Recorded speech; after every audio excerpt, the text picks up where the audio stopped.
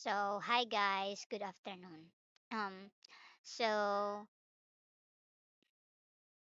I will be giving you um, tips on how to answer certain topics, okay, or certain questions from the interviewer. Okay, so we have here, tell me about yourself, okay? So, tell me about yourself. Usually, you're going to answer your first and last name. Where are you from?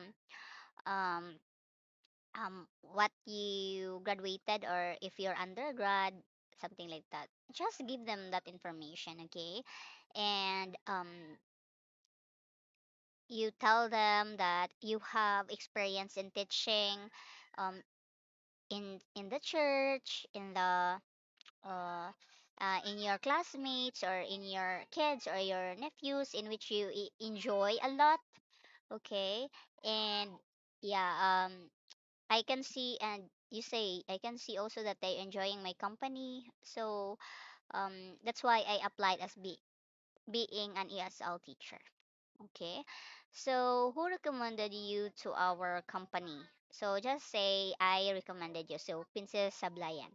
How do you see yourself 5 years from now?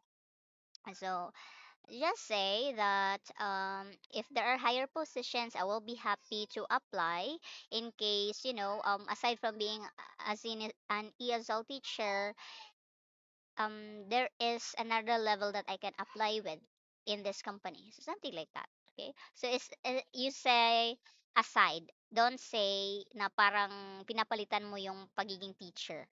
So aside. So meaning willing ka pa rin mag-teach. Mga ganon. Mga hak-hak na ganon. Do you plan to continue studying or working in your chosen career after graduation? So ito, loyalty ito na question. So sabihin niyo talaga na I a bit hesitant about it, something like that, na parang di ka sure, pero alam mo na kung anong gagawin mo sa buhay. Pero parang di ka sure sa career mo na ipupush mo. Ganon. Naghanap ka ng mga rason dyan na parang kukunin ka talaga nila kasi dito aalis. Ganon. So, what time works best for you to teach students? So, ito, yung company na napasukan ko, 5 p.m. to 10 p.m. yung peak hours. So, kung this works for you, then ito talaga. Kasi ito talaga yung peak hours nila. So, ito na lang yung applyan mo. Okay? So, what subjects can you teach? So, sabihin mo kung sa CREM, meron kayong na teach doon ng mga kasama, then ano mo, yung mga kids, ganun. Mga subjects nila, science, math, English. I'm open to any subjects aside from English. Oh, ganun. So, yan. So, what qualifications or certifications do you have? We have TFL. I'm going to give it to you, okay?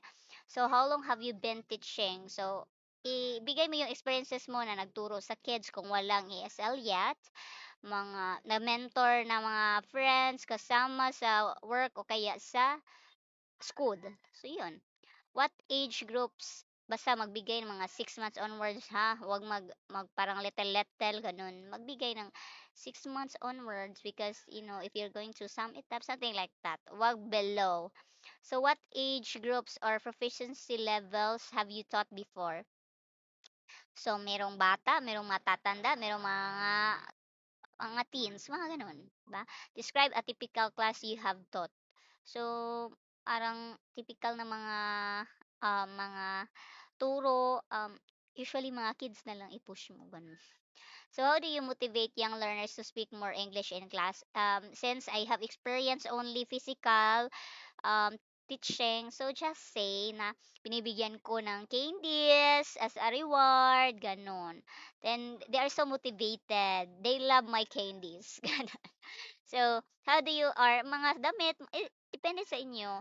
Kung sa mga malalaki naman, um, nililibre, um, so, since yung ano tawag nito? How do you motivate yung mga malalaki na?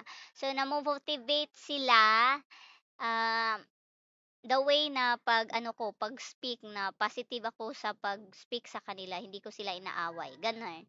So how do you handle young adults learner? So yun yung young adults learner kasi di yan pwede pakainin mo ng candy, di ba? So sabihan mo na ng positive, na friendly, ganun, wag harsh. So how do you think is the best way to teach grammar or pronunciation? Um,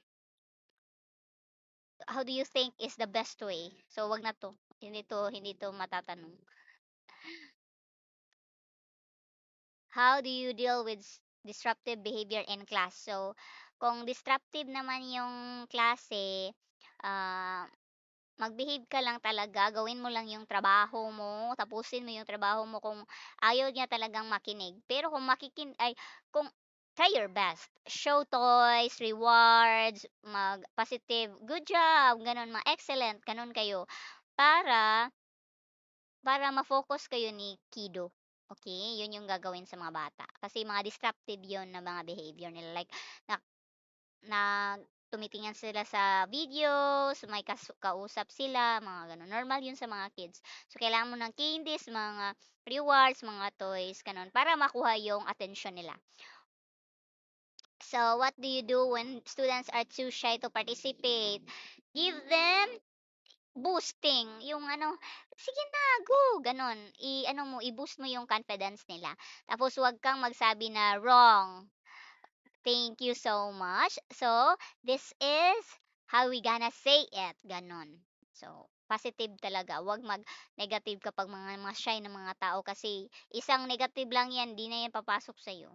How do you adapt lessons for different learning styles? So, strategize kung feeling mo kailangan 'to ng motivation, bigyan mo ng maraming rewards pero if you feel like positive na talaga siya, so yun, basta positive ka pa din para di siya mahiya. Baka nahiya na siya dahil parang ang nega ni ma'am, ikaw na yung nega.